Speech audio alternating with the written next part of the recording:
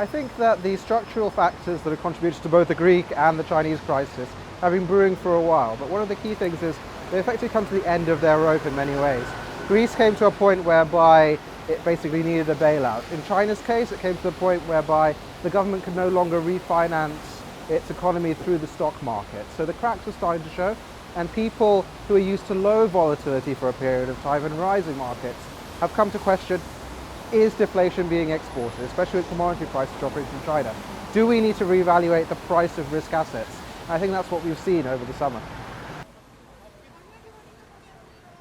Central banks and international organizations have had their place in getting us and steering us through this crisis. But in doing so, they've set up inefficiencies and imbalances in the market that need to correct themselves eventually. Again, we're starting to see the cracks of that start to appear, especially in China's case, where they put massive amounts of capital into the shadow banking sector. That's caused huge amounts of overcapacity in the materials and industrial sector. And this is being felt in deflation around the world. The question the market has is, do we have more bullets in order to stimulate growth? Because we're not seeing growth coming through. Even from low energy prices, we're not seeing growth coming through. Is there anything left in the tank? And thus far, the answer has been maybe not, unless we see a real crisis again. Developed markets tend to be entities in and of themselves, in that they can have domestic consumption to support themselves, local financial institutions to support themselves. So you can order a pension fund to do this or that.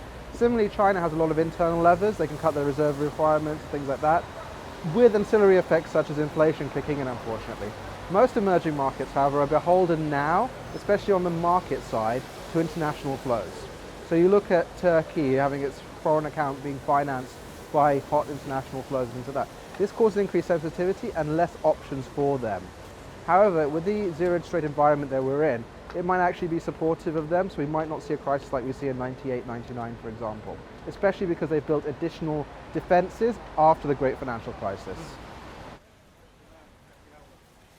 I think that there is a path out of this, but for that to happen, we see a massive amount of deleveraging or recognition of the issues at hand. We basically need to see interest rates going up and then keep on going up to take the elderly out of the workforce, allow young people to have jobs. We need to see emerging markets right themselves, get rid of some of the anti-liberal regime governments that have come in terms of their policies, be more market and company savvy, be more investor friendly. If we start to see these reforms, which will most likely only come about due to the crisis that we're seeing now, then we can work through and we can go forward.